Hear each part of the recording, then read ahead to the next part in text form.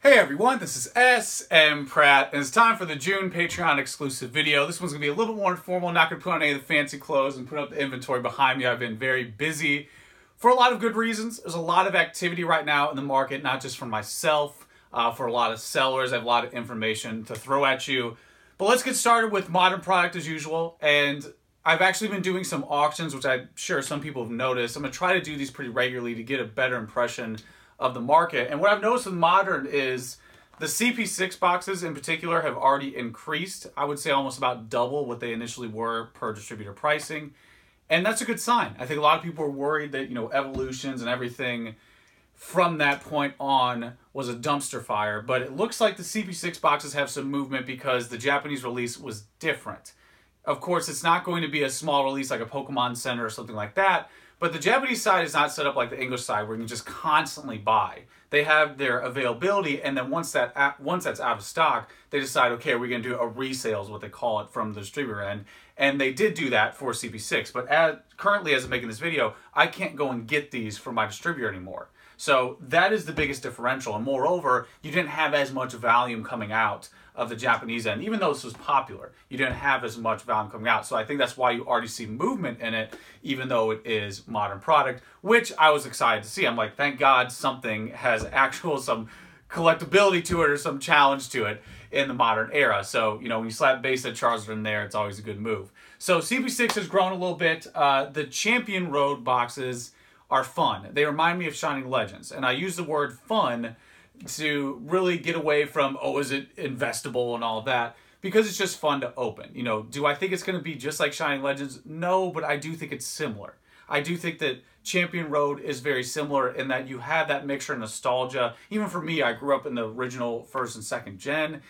Seeing some of that EX era artwork, the Gold Star era artwork mixed in with the Neo, it was really nice. And the new layout, I think it was a good rehash how you should reintroduce artwork. So in general, it's fun, and I've had good sales with it. I've sold more. Let me see right here. I have actually a case next to me, and I'm pretty deep into this case for the Champion Road boxes. I think I've sold about 2 cases so far. A case has 12 boxes each. So they've sold pretty quickly compared to, the standard set, or the standard, I should say, additional Japanese add-on. So that's what this is. It's like a mini set. So Champion Road is fun. CP6 has grown. One thing I want to caution people with, this is like kind of bridging the gap between modern and vintage, are Chinese Legend Maker boxes. So earlier when I said I couldn't buy this from my distributor anymore, Chinese Legend Maker boxes still had basically a streamlined to buy product. It was still available. And the point of this is that there's a massive amount of product out there in the background. Actually, Rudy from Alpha Investments called me the other day, and another bigger buyer as well asked me and said, hey, what do you think of these prices? And we're talking stupid quantity. Like, these deals were going to be like $50,000 deals to buy the amount of boxes that they had. So if you have Chinese Legend Maker boxes, my advice would be light them on fire. Get them out of your hands as fast as you can, because there is so much supply in the background. I think most people thought this was a scarce set, and they thought it was going to be something like, an American release or an English release, when in reality, it is just stupid abundant. I'm talking thousands of boxes are in the hands of a couple individuals. That's not an exaggeration. So there's probably the juiciest inside information I can give you. It's just something that I think a lot of people thought was much more allocated and unique, when in reality, yet again, it was a set release that has this massive amount of quantity. A couple of people trying to offload it, and their prices are just too wacky. So anyway, that's a heads up on Chinese Legend Maker. Be prepared if you do have some of that product. Getting into vintage, vintage right now is very stable. I think vintage is very stable, and that's a good sign. Because I think once we saw the downturn a little bit from PWCC's, I guess, peak or pinnacle, a lot of people started to worry. They're like, okay, how far is this going to fall on certain cards? Keep in mind, 90 to 95% of the market is on an uptick or an incremental growth. It's just these certain high-end, I would say mid to high-end cards experience a dip. And since then, there's been stabilization. That's what you want to see. Naturally, when you see these record prices, there's going to be a retrace. And we experienced this, and now we're at a point where they're either stabilized or they have increased for the most part. Not back to the record prices, but just a little bit from that low point. And that's exactly what you want to see in any market. We're seeing that for most cards. And the ones where you don't see that, where you still see a decrease, surprisingly, it's because there's more of them out there. You know, I think the Shadowless Charizard 9, I sold one at like 2,200 at one point, and then I sold one at almost $1,000 less than that, and then one in the middle. So, you know, that's an example of a card when it was scarce and there were a couple on eBay, you're going to hit a high price. When there's 9 or 10 of them on eBay, it's going to go, you know, for significantly less. So there's just a real example. A few other notable patterns for vintage is the auctions are doing well. For a while, auctions were terrible. They're risky, but I think for popular cards, you know, Charizard base or whatever it may be, your WotC Hollows, they do pretty well, especially with high grades. You know, I've done some consignments recently for people. I've listed some of my own inventory in bid auctions, and I think a lot of them actually have exceeded expectations. Like I actually had a Charmander First Edition 10 from the base set, First Edition Squirtle hitting a new record price. I had the Venusaur 9 First Edition base as well, hit a new record price. So, you know, that's a very, very good sign. So that means, you know, there's a lot more activity than I think a lot of people realize. I think a lot of people just get scared when there's a downturn and they don't know how to, you know, prepare for it. They haven't been around long enough. So anyway, it's at a stable point right now. And one other thing, there's a larger point which I'm about to get to, but one other aspect is boxes are still growing.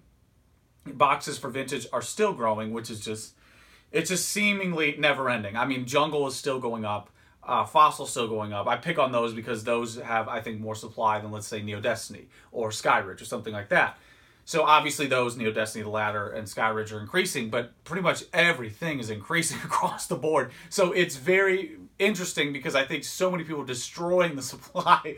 It's just a very interesting experiment in time that we're in right now. So that's the opposite problem. You know, we have this, you had this dip earlier at PWCC with these graded cards that are just being constantly thrown out there. Sealed product is the other direction where it's like, is there going to be a roof to this? Because we hit the inflection point for a lot of these graded cards, but will we see a roof with sealed product? Who knows? But at this point, it is still increasing. One story I could throw at you, because these Patreon videos are supposed to be about exclusive information. So I had a guy actually do a couple one-time calls with me. He was a doctor. He's retired. He was basically the home run scenario where he had a first edition base box, bought it $100, sold it the next day for $35,000 to one of the big dealers who put it up on eBay. I mean, unbelievable. It's just unbelievable story. He had Jungle, Fossil, you name it. Pretty much everything, I think, until like Gym. And he just told me he sold him pretty much everything overnight. I was like, yeah, just put them on eBay. Like, whatever the price is, put it a little higher and wait. And, you know, take an offer for what you want. And someone just bought it outright. So just giving you a real-time scenario here. Like someone who literally had boxes that I think totaled to about $50,000, and he got that price liquid cash in a week. I mean, that's insane. That's like pretty much a stock. You know, that's unbelievable. So, just throwing it all at you for the sealed product. The big point I wanted to get to though with vintage, and I think with the market in general, this is the thing I really want to talk about in this video. There is a shit ton. No, scratch that. There's a fuck ton of activity right now in the market. The market is just unbelievably active, and I think one thing I really wanted to highlight here is that my perception of the market is never binary. I would say it's impressionable. So it's always compounding on other impressions, and I analyze that and I, you know, review it and go over it. It's a constant, you know, dialogue or examination. And why I'm saying this is because I think a lot of people see supply and demand as two binary black and white divisions. When what's going on right now is very interesting because we have a shit ton of supply with a shit ton of demand. You know, usually it's like, okay, well, we have a lot of supply, and then, you know, the price goes down, and we have a lot of demand, there's only one card. Where right now, it's like both of these are just, like, bold, underline, italicized. Like, it's just nuts. So I really wanted to highlight this to give you, you know, a metric of the general macro trend that there is so much activity for everyone. You know, the little guys, the individual businesses like me, you know, the big retailers. You know, I was talking to Gem and Pokemon the other day. It's like everybody's just like, man, there's just so much activity right now. So that's, again, I'm just more inertia for this health of the market. You know, whenever people are always trying to find some doomsday scenario, this is just, I'm on the opposite end right now. I know I can't be, and again, I'm doing this from data. I'm doing this from, you know, numbers and transactions. So right now, there's just so much activity. It's a very good sign. It's what I wanted to see for this point, you know, getting into the second quarter and then moving into the third. This is what I wanted to see, and it's slightly exceeding my expectations. So there you go. That's my take right now in the market, but not only my take, but it's just, it's not only my impression, but it's just what's happening, you know, outside of my feelings. So let's get into my personal sales. Sales this month have been pretty consistent. I would say last month I had more higher end auctions go, but it's been very consistent for these past few months. And, you know, I've had a mixture of everything. Like, even when I was going through my sales, trying to figure out, okay, what should I highlight here? What should be, you know, some of the highlights or the mentions? There really is just a big mixture, you know, from Japanese base, the boxes like Champion Road. I've sold the Dragon Boost, the new Dragon SM6A from Japanese. That one's been selling decently well. Pretty much every other card that I mentioned, players, a couple of Japanese promos, a few first edition base in there. Other odds and ends, I would say Pokemon Center promos are doing pretty well consistently. I sell those numerous times a week. I would say multiple a week. And, you know, Mario Pikachu, all the time. Let's get a little deeper in Mario Pikachu for a second. Mario Pikachu is an item that I am putting on eBay and increasing the price every single time. Like the non-full art cards, I think I sold 2 sets of them, PSA 10 each at $250. I mean, it's just ridiculous. Like, this is like, just please do more of this, you know, Nintendo. This is what they need to be doing. So that is probably the biggest gemstone for Modern, or for pretty much majority of what's going on right now, is this Mario Pikachu. You know, I have a few more that I'm listing. I'm pumping the brakes and just keeping majority of them sealed. I think I really just opened up all the ones I wanted to open at this point and keeping the rest sealed because, you know, it is something that's not only unavailable in a large quantity, it just keeps increasing in price point, so naturally the graded cards increase as well. But I just want to throw those numbers at you, that it's $250 for the PSA 10 non-full arts, $500 I sold the full arts together, PSA 10. I think there was someone who bought one earlier from me like a few months back for like under $200, so now, you know, that is already a deal. So there you go. Mario Pikachu's doing very well. I've sold some Trainer Bees. Actually sold a decent amount of Trainer Bees. I've been hoarding them over the years, and I decided to let go of some of my stock, and basically I sold, I think, 4 or 5 of them sealed, all around $1,400 each, give or take a little bit more. For a couple, I think one was about $1,350. So that's the average for all of them that sold. And yeah, it's just a good mixture. There's been a lot going on for sales. Honestly, this is like the biggest luxury problem you can have, is why I've been so busy, why I'm not, you know, wearing a nice little Pokemon themed shirt, is because every day I have something to do. Like I have right here, you can't see it off camera, but I have a whole PSA order that I still need to scan. I have stuff off camera back here that's a little mini mountain growing of cards I have scanned that I need to put in inventory. So like every time there's these packages, I'm like, crap, I can't do these scans, you know, there's just one more thing, and the packages are just compounding everything because there's so much activity right now. But sales are pretty mixed across the board. And last but not least, overrated and underrated. There's a lot that I would like to say is overrated right now, specifically in the set card category. And I think for most people who watch the videos regularly, you could pick up on the hints, the subtle hints, and the not so subtle hints. But the number one I have to say, just to get out there if you have this card, Gold Star, Charizard, English, PSA 10. Be careful. It is on a downward trend, a downward spiral. It was hitting 5 to 5.5 at one point, and I think last sale was 3.5. You know, that's not what you want to see for a premier item, especially PSA 10. And I touched on this before, and I'll touch on it again, and I will touch on constantly. It's something, the Gold Star market is something that I worry about as far as when someone buys an item. I don't worry about the market in general because Gold Stars are a home run item. They're a home run idea. They're a home run collectible. However, I worry that if you bought, let's say, the $5,000 price, you bought it, let's say, the $4,000 price, you know, it just worries me that, you know, it might drop to 2.5 or it might drop to 3. Same with the Torchic right now. Someone was saying, oh yeah, one was offered at 5,000 or sold 5,000. It's like, this is stupid money for a set card. For a Gold Star. I don't care what it is. I don't care if it's Charizard. This is stupid. It's stupid money. It's like you can put that money into sealed product and it's going to constantly go up, if not sustain. That's stupid money for a card that's going to have more copies. You know, it's just, it scares the shit out of me when people tell me, yeah, I'm thinking about spending over $5,000 on a Gold Star card that's not Rayquaza. You know, and even Rayquaza, it's like, okay, luckily it's more scarce than the others, but at the end of the day, the bottom line is I called it right out of the gate. I was like, this Charizard price is unsustainable, and here we are, it's already gone down at least $1,500. So, you know, 1.5, if you don't care that it goes down 1.5K, you know, that's fine, but the bottom line is that's why I think it's overrated. Is that it's just way too speculative. Another one I'd throw in there that's not as speculative, but I do think it's overrated and has seen a decrease, is the Crystal Charizard PSA 10. Interestingly enough, they're both Charizards. They're both maximum grade PSA 10. They're also the best cards you could pull, or the rarest cards you could pull from a pack, and yet they're decreasing. So this is the thing everyone has to contextualize, is that, yes, the safe answer is usually going to be Charizard, Pikachu, first edition base, etc. But this is why you need to understand your purchase price and the full spectrum of the full picture, and say, okay, is this something that I think is going to have only 50 copies forever? No. Is this something that's only going to have, however many Crystal Charizard has? No. So that's the thing you got to keep in mind. And I think there's a lot of people who are frustrated right now who bought at 5K who are like, shit, I feel terrible. And I know someone actually wanted to consign with me that was like, do I think I get my 4,000 or whatever I have back in this? And I just told him straight up, I was like, that's doubtful. After fees and after the little bit that I'll take, you're not going to get that price point. So those are the ones I think are overrated.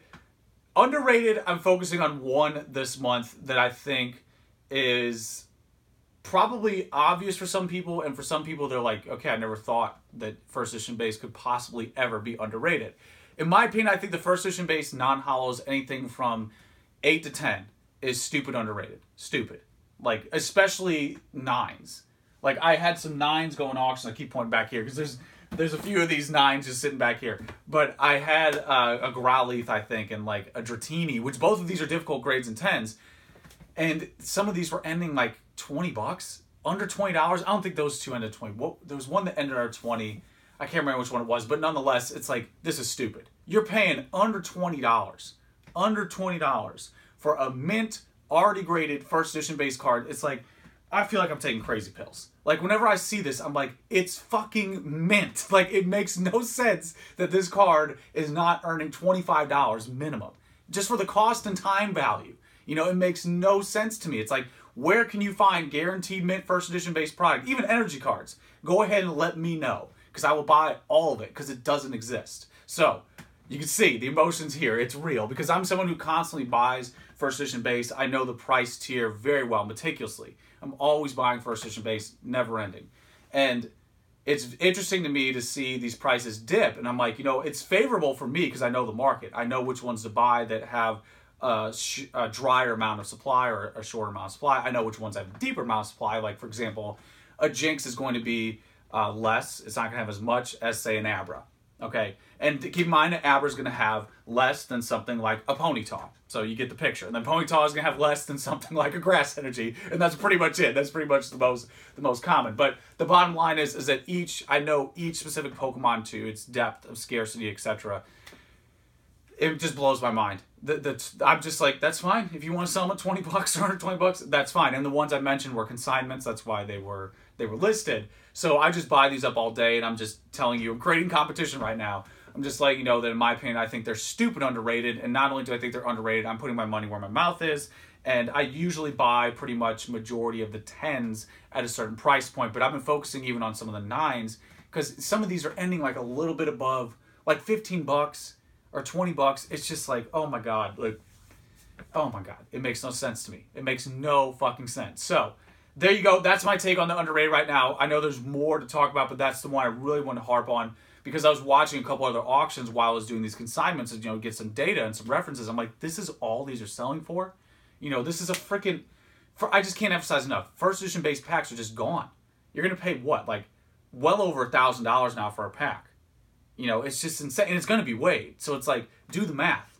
Even sending these PSA, if they all get 9s to 10s, which is your best case scenario, it's you could just bought all of them on the market already graded for less. That makes no sense to me. So there you go. That's my take right now on the overrated, underrated, and everything for this month. And to reiterate, there is a ton of activity. I can't hammer that home enough. That's really the thing I wanted to talk about the most in this video, is the activity right now for this month, or the past month of May and June moving forward. It's not just me who's experiencing it. Pretty much every phone call I have with anyone in this hobby, they're saying the same exact thing that I'm experiencing, and they sell different product. Some of them are high volume, new, modern sealed product sellers. Some of them are, like Gem Mint Pokemon or similar to me. But the bottom line is this activity is out there. It's out there. So That's pretty much it, guys. As usual, thank you for the support. It means a ton. I literally would not be doing this channel without it. So there you go. That is everything I have for the month of June. Let me know your thoughts, and that's pretty much it. Till next time.